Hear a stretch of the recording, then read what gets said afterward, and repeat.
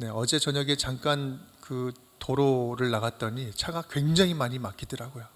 비가 와서도 그런 것 같기도 하고요. 또 이제 오늘부터 연휴가 오늘 오후부터 시작되는 경우들도 있다 보니까 그런 것 같아요. 또 지금 자리를 보니까 미리 좀 출발하신 분들도 계신 것 같아요. 네, 우리 교구 모임이 또 성경 공부가 없어서 그런지 이렇게 또 이렇게 빈자리가 많이 보이는데 우리 멀리서도 지금 온라인으로 함께 예배 드리고 있는 줄 믿습니다. 네, 모두가 멀리 있으나 가까이 있으나 말씀 안에서 우리 견고하게 서는 우리 모두가 되었으면 좋겠습니다. 네, 오늘 제목은 어떻게 누릴까라는 제목으로 말씀을 좀 나눌까 합니다.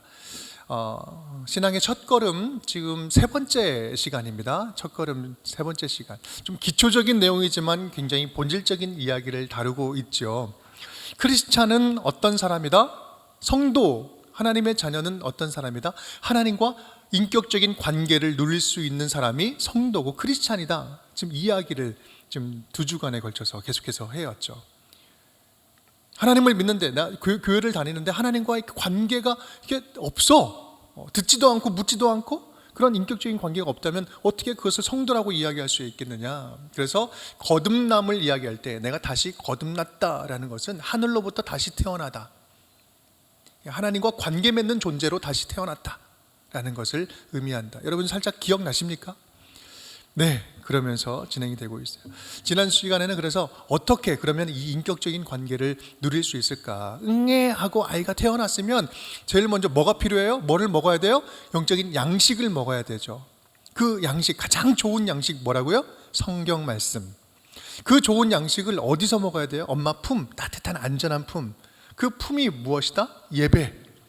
네, 제가 이렇게 물어보고 기다리지 않는 이유는 제가 상처받지 않기 위해서.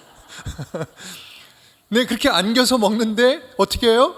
눈을 마주치면서 친밀한 관계를 누리면 눈을 마주치면서 먹는 거잖아요. 그렇게 소통하는 거 뭐예요? 기도. 그리고 그렇게 먹는 것을 어떻게 한다? 습관, 거룩한 습관을 들여서 이것이 진짜 영적으로 성장하고 하나님과 관계를 누리는 사람으로 성장하는 것. 그것이 우리 지난 시간에 함께 나누었던 이야기입니다. 자, 그렇다면 어떻게 이러한 살아있는 인격적인 관계를 더 풍성하게 누리며 살아갈 수 있을까라는 것. 여기서 우리가 먼저 좀 주목해야 할 단어는 누림이라는 겁니다. 누림. 주님과 함께하는 것은 뭐다? 누리는 거다. 하나님의 자녀로 특권을 누리는 거예요. 그런데 우리는 교회에 열심히 다니면 다닐수록 뭐가 막 턱턱 얹어져요. 말씀도 봐야 하고 예배도 빠지면 안 되고 11조도 해야 되고 뭔가 막 거룩한 일, 하나님과의 관계 맺는 이것이 뭐 기쁨보다는 뭔가 막 무게가 막 턱턱 덕지덕지 막 붙는 것 같아요. 여러분 신앙생활은요, 하면 할수록 즐거운 거예요. 아멘? 하면 할수록 행복한 거예요. 시간이 지나면 지날수록 더 반짝반짝 빛나는 거예요. 인스턴트, 그냥 어떤 그런 플라스틱이 아니라 뭐라고요? 앤틱 가구와 같다. 손때가 묻으면 묻을수록 반짝반짝 비싸고 더 비싸지는 것, 이것이 신앙생활의 본질이고 진짜라니까요. 그래서 여러분 우리 신앙생활 오래되신 분들이 지금 많이 계실 텐데 그만큼 더 행복감이 보여야 돼. 너도 해봐라. 너도 살아봐라. 교회생활 나 50년 해봐라. 나처럼 된다. 이런 거 하지 말고 이런 거죠. 여러분 예배도 마찬가지입니다. 기도도 마찬가지죠. 여러분 예배 자리 오늘 나올 때, 기도에 나올 때 마음이 어떠셨습니까? 설레셨죠? 네, 설레셨죠. 아멘. 아멘. 네, 그래요. 누리는 거다, 누리는 거. 이거 놓치지 말자. 이거 어떻게 하면 누릴 수 있을까? 오늘은 그래서 우리 그 첫걸음 이 과정에서 5번의 과정을 좀 그 시간을 할 거예요. 근데 제일 중요한 것은 이제 말씀과 기도, 이 2가지 측면을 강조를 합니다. 오늘은 말씀에 대해서 좀 보려고 해요. 말씀, 성경 말씀. 우리가 익히 잘 아는 내용입니다. 하지만 다시 한번 좀 점검한다 생각하고 같이 따라갔으면 좋겠어요. 성경은 신비한 책이죠. 1500년 정도 기간 동안에 쓰여졌는데 한 40명 정도의 역사와 시대를 달리하는 그 사람들이 썼는데 다 동일한 사상, 통일된 사상을 가지고 이야기하고 있다. 와, 이거 진짜 신비한 일 아닙니까? 그것도 쓰여진 그 언어를 보면 히브리어, 헬라어, 아람어로 기억되어 있어요. 많은 그 종교의 경전들이 있지만 가장 많이 번역되기도 하고 가장 많은 인쇄를 하고 읽혀진 책이 바로 성경책입니다. 오래된 이 고서적 중에서 아직도 번역할 뿐만 아니라 연구 대상이 되고 있는 모든 세계의 방언대로 다 번역되고 있는 책은 유일하게 이 성경책이에요. 성경 말씀이 이처럼 사랑받는 이유가 무엇일까? 사랑받는 이유가 무엇일까? 그것은 과거에 말씀하시고 일하셨던 그 기록을 통해서 오늘도 우리 안에서 우리는 하나님과 관계를 맺고 하나님을 만날 수 있기 때문에 그렇다.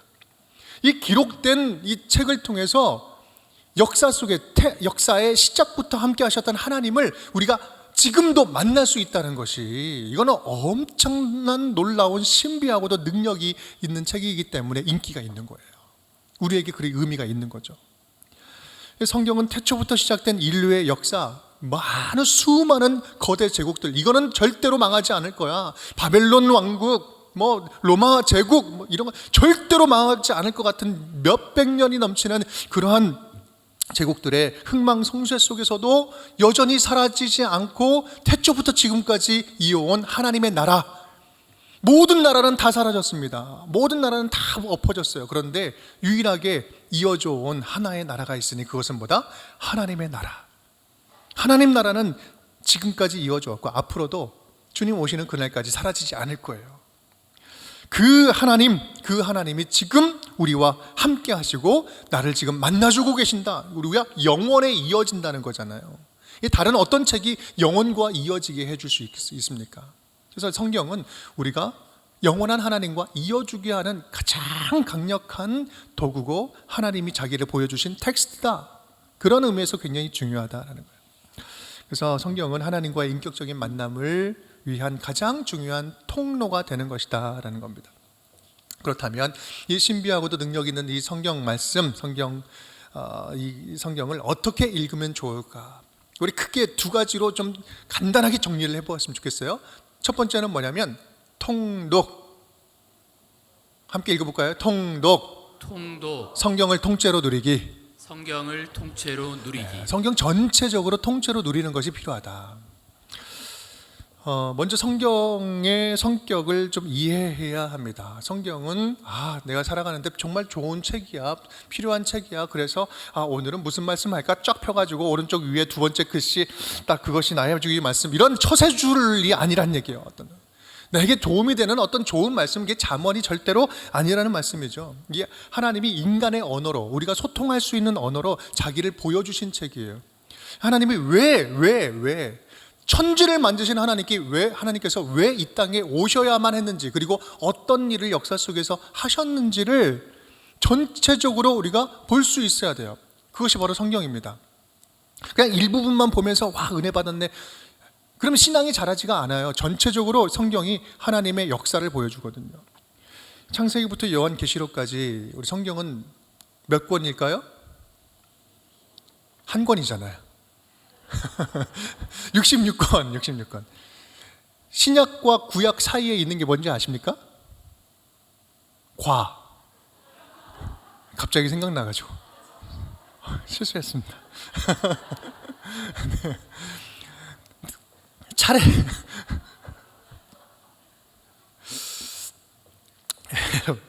차례대로 읽는 방법, 순서대로 읽는 방법은 여러 가지 방법론이 있습니다.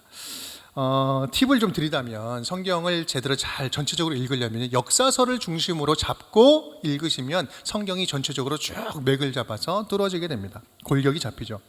자, 그것을 돕기 위해서 우리 운정교회에서는 굉장히 훌륭한 과정이 지금 진행 중에 있습니다. 뭐예요? 성경 일독 학교. 성경 일독 학교. 지금 5명의 강사분께서 아주 열심히 지금 가르치고 함께 그 말씀을 나누고 있는데, 전체적으로 골격을 잡고 쭉 진행을 하잖아요. 좀 참여하면서 약간 어렵고 힘든 부분들도 있지만 한번 지나고 나면 이게 한번 쭉 잡히는 거예요. 여러분, 이거 안 할 이유가 없습니다. 안 할 이유가 없어요. 여러분, 많은 분들 모두가 다 함께 한 번쯤은 다 들었으면 좋겠습니다. 성경을 읽다 보면 이게 옛날 우리 60년대, 70년대 그 언어로 좀 돼 있다 보니까 문체나 용어가 좀 어렵습니다. 그렇게 생각되시면요, 이거 굳이 그거 막 어려운 그 말로 되어 있는 거 고집할 필요가 없습니다. 성경 굉장히 현대인의 성경, 표준 세번역 성경, 또 유진 피터슨 목사님이 쓴 메시지 성경, 굉장히 좋은 성경들 많이 있거든요. 그 읽으시면 돼요. 편안한 언어로, 내가 이해하기 좋은 언어로 읽으시면 됩니다.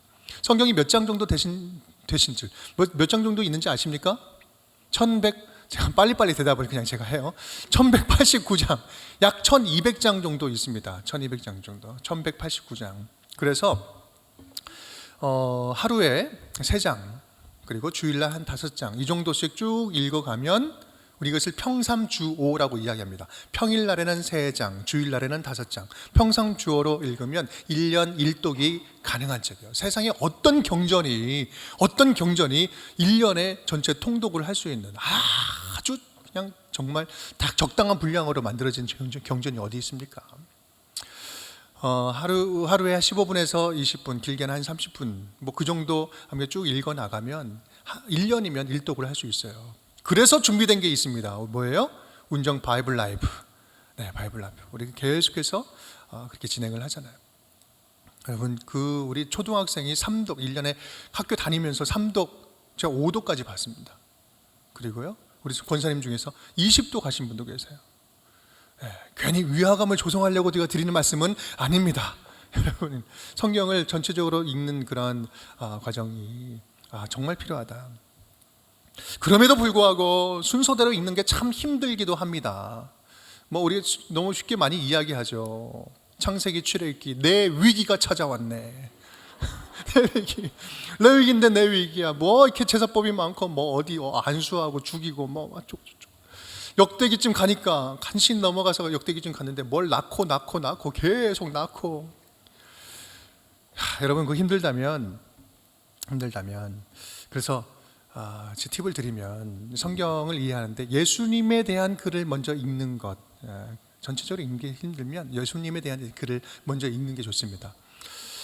예수님에 대한 이야기가 어디 나와요? 신약에 나오죠. 신약에 사복음서, 복음서에 예수님의 행적 이야기가 쭉 나오죠. 사복음서 가운데서도 우리 요한복음이 제일 영적인 복음서라고 이야기하죠. 거기에 대한 해석도 잘 나와 있기 때문에 요한복음 먼저 읽는 것이 좋습니다. 그리고 요한복음과 더불어서 이제 마태, 마가, 누가, 요한이잖아요. 마가복음을 또 읽는 것을 추천을 합니다. 왜냐하면 마가복음은 다른 어떤 복음서보다도 제일 먼저 쓰여졌어요. 분량이 제일 작아요. 그래서 다른 복음서들이 마가복음을 또 참고로 해서 마태복음, 누가복음을 썼거든요. 그래서 마가복음, 원복음을 또 읽는 것이 빠르기도 하고 또 속도감 있게 예수님의 행적을 이해할 수 있다. 그러고 나서 이제 마태복음 보면 주제별로 이렇게 되어 있습니다. 그리고 누가복음은 좀 더 보강해서 이방인을 상대로 해서 이렇게 쓰는 복음이에요. 이게 사복음서를 우리가 쭉 읽으면서 예수님에 대해서 이제 먼저 경험하는 게 참 좋습니다. 그래서 사복음서를 읽을 때 집중할 것은요, 예수님께서는 어떤 분이시고 또 어떤 내용을 가르치셨는가, 그리고 예수님은 다른 사람들을 어떻게 만나 주셨는가, 이렇게 만남을 중심으로 읽어 가시면 굉장히 큰 은혜가 있고 성경이 들어오기 시작합니다. 그래서 사복음서를 읽으면 그 다음에 뭘 읽을까요? 사도행전을 읽으면 좋습니다. 사도행전. 그러면 사도행전은 나처럼 예수를 먼저 믿은 믿음의 선배들이 교회를 어떻게 세워갔는지에 대해서 우리가 알 수 있죠. 그리고 그러면서 그 서신서의 모판과 같은 역할을 합니다. 그래서 그 다음엔 서신서를 읽죠. 서신서를 읽다 보면 그 신학적인 내용들이 이제 가미가 돼요. 편지들이잖아요. 그 편지를 딱 보면서 우리는 뭐를 보게 되냐면, 이 모든 것들이 예수님께서 갑자기 하늘에서 뚝 떨어진 것이 아니라 구약의 그런 신학적인 배경 속에서 오셨구나, 이 구약의 뿌리를 두고 있다는 사실을 알 수 있습니다. 그래서 이제 구약을 읽으면 좋습니다. 구약 읽을 때는 아까 말씀드린 것처럼 역사서를 중심으로 골격을 잡고 읽어나가면 이것이 전체적으로 좀 흐름을 잘 이해하면서 갈 수 있어요. 구약은 수천 년 동안 하나님께서 어떻게 역사를 다스리면서 여기까지 왔는지, 어떻게 통치하셨는지를 보여주죠. 이스라엘 역사뿐만 아니라 열방을 통치하시는 하나님의 나라 이야기가 구약에 담겨져 있습니다. 이 신약에서 예수님 중심으로 예수님만 보고 우리가 신앙에 깊지가 않으면 개인적인 신앙에 멈추기가 쉽습니다. 그런데요, 이 구약을 읽어가면서 나의 신앙이 그냥 나 하나 구원받고 끝나는 것이 아니라 하나님이 어떻게 이 세상을 창조하셨고 어떻게 통치해 나가시는지 큰 그림을 통해서 우리의 구원과 믿음을 발견할 수 있게 돼요. 그래서 신약과 구약 전체적으로 쭉 읽어가는 과정, 이 분량과 상관없이 하루에 한 장도 좋습니다. 하루에 5장도 좋아요. 10장도 좋아요. 분량과 상관없이 여러분 성경을 쭉 읽어가는 그런 습관들, 읽어가는 그 통독의 습관이 있기를 간절히 바랍니다. 성경을 누리는 방법, 첫 번째 통독이었죠. 두 번째 함께 따라해 보겠습니다. 두 번째, 묵상, 성경을 우려내서 누리기. 묵상, 성경을 우려내서 누리기. 네, 중요한 것은 누리기예요. 누리기. 좀 누리자고 알려드리는 그 팁을 말씀드리는 거예요. 근데 이거 또 해야 되는가? 이런 자세가 아니라 이거 이렇게 하면 내가 누릴 수 있구나. 묵상, 성경을 우려내는 거죠. 통독은 큰 숲을 보는 거라면 묵상은 그 숲 안에 있는 나무 이파리, 나무의 수형, 또 그런 위치 이런 것들을 이제 더 보게 되는 것입니다. 짧은 본문이지만 더 집중해서 관찰을 하고 그 의미를 해석하고, 그리고 그것이 나에게 어떤 의미가 있는지, 지금 here and now, 지금 살아가는 나에게 있어서 어떤 의미가 있는지를 적용하는 것, 그것이 묵상이라는 거죠. 이 귀납적 성경 공부라는 그것을 들어보신 적이 있으신가요? 귀납적 성경 공부의 가장 기본적인 권력이 동일합니다. 관찰, 해석, 적용. 묵상의 세 단계는 관찰, 해석, 적용이다. 이 관찰은 무엇일까? 관찰. 첫 번째, 관찰은요, 성경을 있는 그대로 살피는 거예요. 그냥 내가 어떤 들었던 말씀, 생각되는 그것으로 그냥 바로 적용하는 것이 아니라 성경이 진짜 뭐라고 하고 있지? 꼼꼼하게 분석하고 좀 살펴보는 거죠. 그 이야기 속으로 쏙 들어가서 본문에 머물러서 그 주변을 충분히 살펴보는 겁니다. 시간적 배경, 공간적 배경, 이게 언제 쓰여졌지? 어디서 쓰여졌지? 육하 원칙 들어보셨죠? 누가 언제 어디서 무엇을 어떻게 왜 했는지에 대해서 꼼꼼하게 질문하고 물어보면서 이 본문의 의미를 제대로 발견하는 거예요. 이게 어떤 흐름에서 이 말씀을 했는지 나왔는지 우리가 이 관찰을 통해서 볼 수 있거든요. 관찰 습관이 안 되면 이거 그냥 계속해서 들은 대로 살아가요. 내가 30년 믿었는데 잘못 알고 있으면서도 너무나 확신한 거예요. 관찰을 안 해서 그래, 관찰을. 근데 관찰은 누구나 잘 할 수가 있습니다. 특히 예를 들어서 그거죠. 욥기 8장 말씀 보면 내 시작은 미약하였으나 내 나중은 심히 창대하리라. 얼마나 그 좋은 말씀입니까? 근데 이거 누가 했는지를 몰라. 누가 어떤 상황에서 어떤 배경에서 나왔는지를 몰라. 여러분, 누가 했습니까? 욥을 정죄하면서 세 친구 중에 하나는 빌닷이 그럼 정죄하는 내용 가운데 하나로 한 거예요. 반쪽짜리 복음이에요. 어찌 보면 맞는 이야기인데 뭔가 결핍된 그 상황 속에서 나온 거거든요. 우리가 이것을 알 때 더 풍성하게 적용하고 이것을 인용하더라도 제대로 인용할 수 있어요. 아니면 내 시작은 미약했는데 나중엔 무조건 잘 될 거야, 막 이렇게. 이것을 내가 좋은 대로 막 이렇게 해석하고 이게 나가잖아요. 그래서 관찰하는 게 정말 중요하다. 두 번째, 해석은 말씀이 그려내는 상황 속에서 본래의 메시지를 찾는 것. 이 말씀이 본래 우리에게 지금 그 청중들에게 어떤 말씀을 하려고 했지? 어떤 말씀을 주려고 지금 이 이야기가 나왔지? 라는 것을 찾아보는 거예요. 그래서 그 당시에 이 이야기를 말씀을 듣는 자들, 그 상황이 어떤지를 잘 해석하는, 이해해야 돼요. 그래서 역사적인 문화적인 배경을 이해하고 어떤 차이점이 있는지를 또 한번 살펴보는 거. 그래서 본래의 뜻, 본래의 의미가 무엇인지 알아야 된다. 여러분, 이 부분을 굉장히 가볍게 여기고 자기 마음대로 그 왜곡해서 하는 애들이 누구예요? 제가 애들이라고 얘기해도 괜찮을 것 같아. 이단. 같은 성경인데 열심히 관찰했다고 하는데 보니까 다르게 해석해. 뭐 알레고릭적으로 해석한다 뭐 그런 얘기 좀 들어보셨나요? 뭔가 풍유적으로 해석을 하고 그것을 자기가 원해 이렇게 맞추려고 끄집어내서 조합시켜서 해석을 하는 거예요.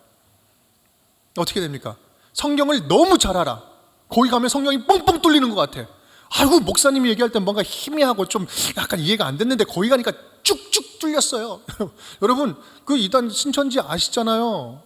거기는 성경 연구 기가 막히게 하잖아요. 거기 가면 다 장로님, 목사님들도 있고 권사님들도 있고 기존의 성도들을 대상으로 꼬시니까 그럼 기존 교회에서는 뭔가 희미하고 잘 모르겠는데 거기 가니까 쭉쭉 뚫린대요. 여러분 속지 마십시오. 속지 마십시오. 우리 교회에서 성경 공부를 하는 이유도 교회 성경 공부하는 것만으로도 건강한 공부가 충분합니다. 여러분 어디 나가서 공부할 생각 하지 마세요. 나가면 이단이에요. 내가 이렇게 말씀드리는 이유가 있어요. 우리 조미든 목사님, 우리 이단 연구가 있으시잖아요. 우리가 잘 분간을 못해. 그런데 그 시금석이 하나 있는데 교회 바깥에서 성경 공부하자라고 꼬시는 무엇인가 그것이 있으면 무조건 이단이다. 거기는 신천지다. 그 진짜예요. 여러분 꼭 기억하십시오. 근데 뭐 얘기하다 그랬지? 해석하다가 우리 이단 결국은 사람의 신앙을 왜곡시키고 변질시키고 맞는 듯하지만 이상한 신앙생활 하도록 만들어요. 세 번째 적용.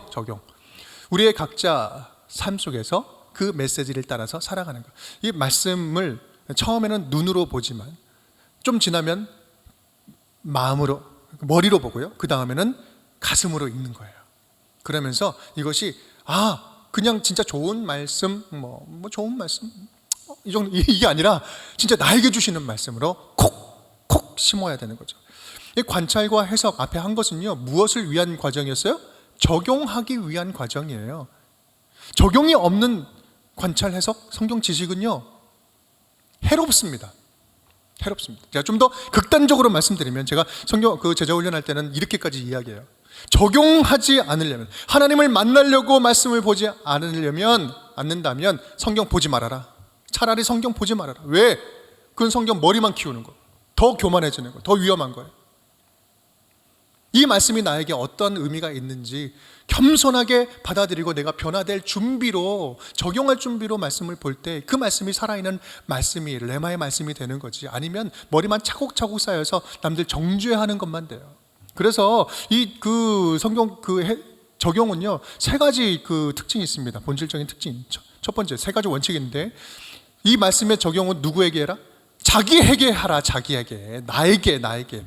이 말씀 꼭 누가 들었어야 되는데, 꼭 설교 말씀 듣고 나면 꼭 그런 생각이 들어요. 이 말씀 지금 그 인간 있나 왔나 안 왔나 막 그 인간이 들었어야 되는데, 아니 이 인간이 들어야 되는 거예요. 인간이. 자기에게 적용. 그리고 성경은 구체적으로 적용하는 거고, 그냥 두리뭉실하게 그렇구나 하는 게 아니라 내가 지금 할 수 있는 그것이 그렇다면 적용이 무엇일까? 실제적으로 적용해라. 추상적인 게 아니라 실제적으로 구체적으로 자기에게 적용하는 이 3원칙. 자, 우리 누리는 방법, 성경을 누리는 방법 두 가지였어요. 첫 번째 통도, 두 번째 묵상. 첫 번째 통도, 두 번째 묵상. 아주 자세한 내용들로 방법론들은 굉장히 여러 가지 있습니다. 많이 도와드리는 방법들이 있어요. 그것은 뭐 손가락으로 이야기하기도 하고 뭐 다른 모양으로 얘기하고 하는데 여러분 많이 배움의 자리로 이렇게 오십시오. 제자 훈련 꼭 받으십시오. 제자 훈련 받다 보면 이런 내용이 구체적으로 아주 잘 설명하고 있습니다. 1:1 제자 훈련, 소그룹 제자 훈련 여러분 꼭 참여하시길 바랍니다. 중요한 것은 이 성경을 통한 만남, 성경을 통해서 만나는 것은 의무 조항이 아니라 믿는 자의 특권이다라는 거예요. 특권이다. 여러분 그 특권을 얼마나 누리고 계십니까? 성경은 누리는 거예요. 하나님이 주시는 선물의 책이잖아요. 만나겠다고 찾아오신 거잖아요. 그럼 누려야지. 결국 성경이 말하고자 하는 것은요, 그래서 한번 보여주실래요? 박스, 그 다음 박스. 네, 이거 함께 읽어볼까요? 예수 그리스도를 통한 하나님의 나라. 성경이 말하고자 하는 것은요, 예수 그리스도를 통한 하나님의 나라. 이것이 성경이 말하고자 하는 핵심입니다. 그래서 복음이라는 건 뭐냐면요, 함께 읽어볼까요?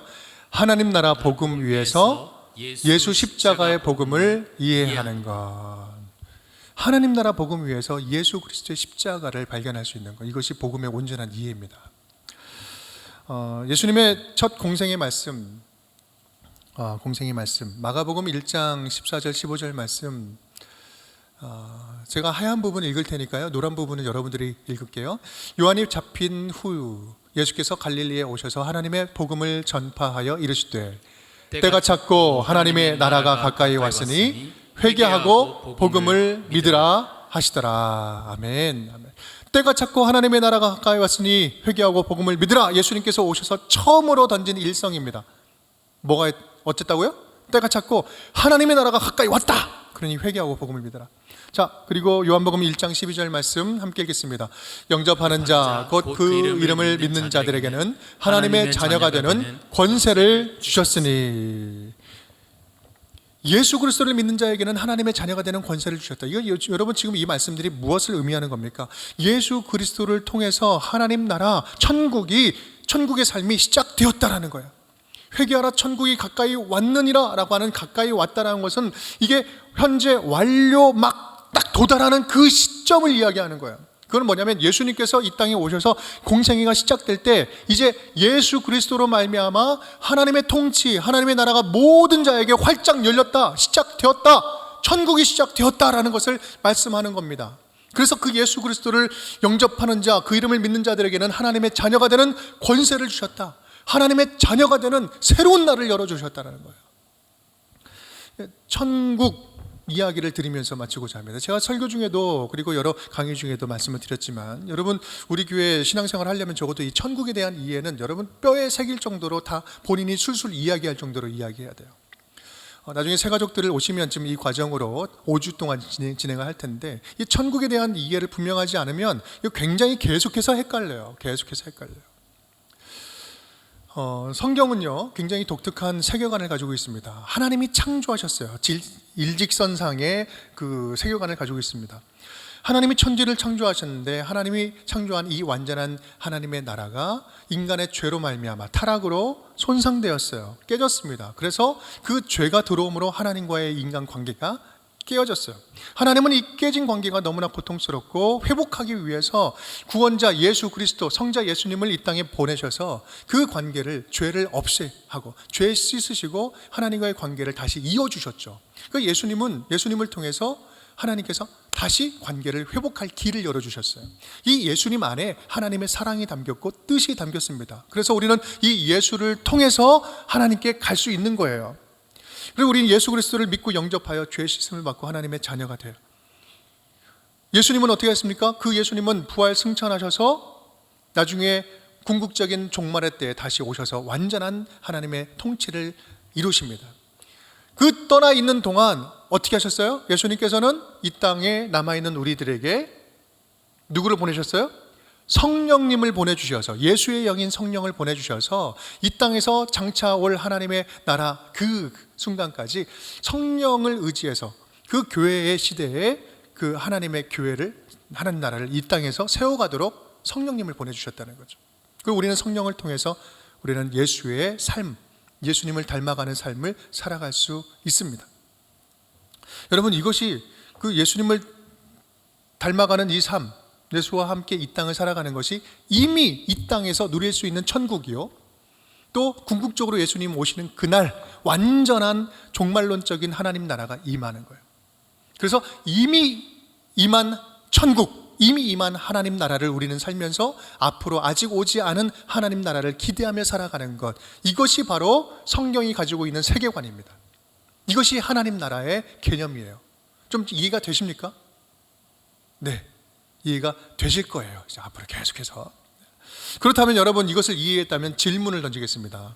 천국은 어디 있습니까? 천국은 어디 있습니까? 천국은 어디 있어? 정답. 찬송가 438장. 높은 산이 거친 들이 초막이나 궁궐이나 내 주 예수 모신 곳이 그 어디나 하늘나라. 제가 제일 좋아하는 찬양이에요. 이게 복음의 핵심이에요.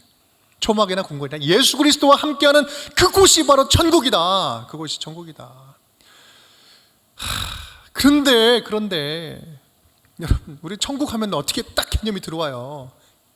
죽어서 가는 것, 죽어야 가는 곳. 이 장소적인 개념을 생각하는 거. 그 곳이 어떻게 생겼는지 모르겠지만 죽어야 그 집에 가는 거야, 막 이렇게. 두 번째 질문 그래서 드리는 거예요. 천국은 언제 가나? 언제 갑니까? 죽어서 갑니까? 그러면 죽기 전에는 뭐예요? 생지옥? 천국 문턱에서 달랑달랑 걸려가지고 들어갈까 말까 합니까? 이 지옥 같은 세상, 주여 하나님 말, 천국 가고 싶어요, 천국 가고 싶어요. 여러분 많이 쓰는 단어잖아요. 이거 근데 굉장히 문제 있는 거예요. 이런 개념으로 보면 천국 가고 싶어요, 이 세상 빨리 망하게 해주세요, 나 죽고 싶어요. 안 데려가시나? 왜? 저 인간도 왜 안 데려가시나 말이에요. 여러분 그거 잘못된 거라는 거예요. 천국은 장소적인 개념이 아니라는 거예요. 또한 순서적인 개념도 아니에요. 죽어야 가는 그게 아니라는 거예요. 천국에 대한 오해를 좀 풀어야 됩니다. 천국은 천당이 아닙니다. 이렇게 생각하는 이유의 근본에는 뭐가 있어요? 천당과 천국을 같이 생각하기 때문에 그렇잖아요. 천당과 지옥, 천당은 뭐예요? 죽어서 가는 곳이에요. 왜냐하면 그런 한국적인 전통적인 그런 사고 안에 들어와 있잖아요. 죽어서 가는 천국과 지옥, 이렇게 생각하는. 근데 그 천국이 천당이 아니라니까. 왜 그럼 천국이라는 단어를 썼을까요? 왜? 이거 여러분 성경 쭉 보시면 관찰하다 보면 딱 보입니다. 천국이라는 단어는요, 마태복음에만 나와요. 동일한 말씀도 다른 데는 하나님의 나라가 가까이 왔다라고 이야기해요. 한데 마태복음 보면 천국이 가까이 왔느니라 이렇게 이야기를 하거든요. 그러면 마태복음의 특징이 있는 거거든요. 유대인을 대상으로 한 이 마태복음은 이 하나님의 나라 할 때 하나님이란 단어를 쓰기가 굉장히 경외스러워가지고 함부로 쓰질 못했습니다. 유대인들이기 때문에. 그렇기 때문에 하나님이라는 단어 대신에 하늘이라는 단어를 대체해서 비유적으로 썼어요. 그래서 하늘나라라고 표현을 했는데, 이것이 초기에 한국 번역을 처음에 하신 분들이 하늘나라, 오케이, 하늘천, 나라국, 하늘나라, 천국 이렇게 한 거예요. 그러니까 천국 하니까 뭐하고 비슷해? 천당, 오케이, 천당, 죽어서 간다, 이렇게 생각으로 이어졌다라는 거예요. 이거는 아주 다분히 굉장히 표피적인 오해. 그래서 그 천국 한번 보여주실래요? 박스. 네, 천국은요 하늘나라를 말하는 겁니다. 하나님 나라, 킹덤 오브 갓. 하나님이 다스림이 미치는 모든 통치의 영역이 하나님 나라라는 거예요. 그래서 하나님 다스림 안에 있는 이곳, 지금 내가 통치 안에 들어와 있는 이곳이 바로 천국이 될 수 있는 거예요. 누구로 말미암아? 예수 그리스도로 말미암아. 예수님이 하나님과 인간 사이에 이 죄의 문제를 해결하기 위해서 구원자로 오셔서 누구는 가고 누구는 못 오고 그러한 차별적인 곳이 아니라, 차별적인 구원이 아니라 누구나 가능한 길을 열어주셨어요. 그 길이 뭔지 아세요? 믿음이라는 거. 믿음은 가진 자나 없는 자나, 내가 경험이 많은 자나 경험이 없는 자나, 말하는 자나 말 못하는 자나, 뭐는 가능해요? 믿는 거는 가능한 거예요. 모든 사람에게 이 믿음이라는 통로를 열어주셨어. 그래서 모든 자로 하여금 이 하나님의 자녀가 되는 그 특권을 열어주셨다는 거죠. 예수님께서. 그게 믿음이라는 거예요. 예수 그리스도를 구주로 영접하는 자에게는 하나님 나라가 시작되는 거예요. 하나님 나라가 예수로 시작된 거죠. 이 말은 다시 말씀드리지만 이 땅에서도 천국을 살 수 있다. 죽어서만 가는 곳이 천국이 아니라 이 땅에서도 천국을 살 수 있다라는 거예요. 그래서 저는 제 사고가 그렇습니다. 천국에서 천국으로 해요. 천국을 살면서 천국을 향하여 가는 거예요. 이게 크리스찬이에요. 그래서 우리는요 두 세계를 사는 사람들입니다. 두 세계를. 이 다리는 어디를 딛고 있어요? 이 땅을 딛고 이 세상을 살고 있지만 우리의 영은 하나님 나라, 주님과 함께 하나님 나라 천국을 살아가는, 두 세계를 살아가는 사람들이다. 그래서 생기는 일이 있어요. 어떤 일이 생길까? 이 세상의 법과 하늘의 법이 싸우기 시작하는 거예요. 전혀 그냥 이 땅의 법만 따라서 살아가는, 하나님 알지 못하고 살면 편해. 그런데 이제부터 문제가 생겼네. 하나님이 주시는 마음이 지금 이 세상 방법과는 좀 달라. 성령이 주시는 마음과 세상의 소욕이 싸우기 시작해요. 그러니까 갈등이 생기기 시작하는 거예요. 내면에서는 어떤 선악의 갈등이 생기고요, 외적으로 봤을 때는 그것으로 말미암아 세상이 핍박하기 시작하는 거예요. 그래서 예수 믿고 여러분 일이 잘 안 풀린다? 뭔가 제대로 살아보려고 하는데 일이 좀 더 안 풀린다? 여러분 이거 지극히 정상이다. 지극히 정상이다. 여러분 분명히 아십시오. 예수 믿고 교회 다니고 축복받고 이 세상에서 꽃길만 열리기를 바란다. 내가 축복받, 예수 믿었으니까 이제 모든 거 잘 풀릴 거야, 이렇게 생각한다면 진짜 천만의 말씀 만만의 콩떡. 여러분 그거 아니에요. 이 세상이 전부가 아님을 깨닫고 이 땅에서 예수 그리스도와 함께 천국을 미리 맛보면서 살아가는 것, 예수님과 함께 천국을 미리 맛보면서 살아가는 것이 진짜 믿음의 축복인 것입니다. 아멘? 아멘. 내가 예수 믿고 갑자기 일이 막 사업이 잘 풀리고 뭐 그러면 그럴 수도 있어요. 하나님이 또 축복 더 해주세요. 근데 그게 축복이 전부가 아니란 얘기예요. 이 땅에서 천국을 미리 맛보면서 살아. 어떤 환경과 고통과 고난과 절망과 두려움이 찾아온다 할지라도 예수 그리스도 안에서 참된 평안과 자유함을 누릴 수 있는 것, 이것이 천국이라는 말씀이에요. 믿음이 주는 축복이에요. 이 두 세계를 살 수 있도록 하나님께서는 두 가지를 허락해 주셨는데 그것은 바로 성령님과 교회다. 이 두 세계를 살아가는 시대를 교회의 시대라고 이야기합니다. 주님 다시 오는 그날까지 믿는 자들, 하나님 나라를 함께 예수와 함께 살아가는 자들의 공동체가 교회인 거죠. 교회 공동체. 이 교회가 탄생될 때 누가 임재하셨습니까? 사도행전 2장 성령 강림 사건이 그 초대 교회가 형성되는 그 시점에 성령님이 내려오십니다. 그래서 이 성령 주도하에서 이 세상의 교회가 이제 진행이 됩니다. 그게 바로 예수님을 주인으로 모신 교회인 거죠. 우리 운정교회는 이 성령님이 주인이 되신 교회다. 이것을 교회를 도우시는 분이 성령님이, 예수의 영이신 성령님이 오셨다. 그래서 성령께서는 우리 교회를 통해서 앞으로 어떤 사역을 하십니까? 이제 하나님 나라, 지금 예수님이 오셔서 하시고자 했던 게 하나님 나라였잖아요. 예수님으로 시작됐잖아요. 그 하나님 나라가 주님 다시 오실 그날까지 하나님 나라가 완성되어져 가도록 하는 것, 그것이 바로 교회의 사명이다. 하나님 나라 완성하는 그 과정, 이것을 전체적으로 무엇이라고 합니까? 선교라고 하는 거예요. 하나님 나라를 완성해가는 이 전반적인 이 방향, 하나님이 하시는 구속사의 완성, 이것이 바로 선교인 거예요. 그래서 선교는 지금 이 자리에서도 일어나는 것이고, 저 외국에서도 일어나고 있는 것이고, 지금 우리 가정에서도 일어나고 있는 것이고, 우리의 심령에서도 일어나고 있는 거예요. 이걸 하나님이 하나님 나라를 회복하는 과정인 거죠. 그런 이것이 바로 뭐라고 하냐면 하나님의 선교, 미시오 데이라고 이야기합니다. 그리고 교회는 이 하나님의 선교에 부름받은 존재.